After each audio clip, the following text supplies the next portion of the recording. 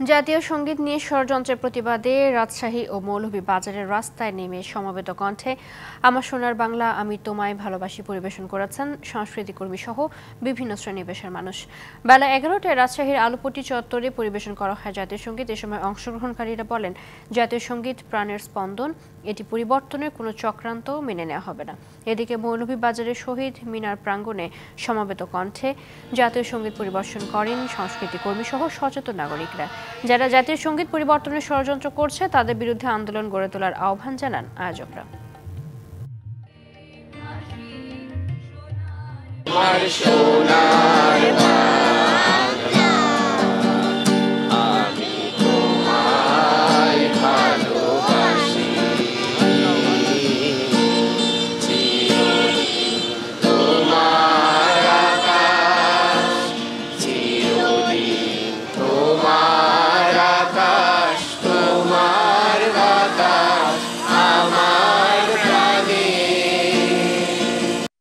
এনজিওর কিস্তি প্রথমবার বিকাশ পেমেন্ট করলেই 20 টাকা ইনস্ট্যান্ট ক্যাশব্যাক।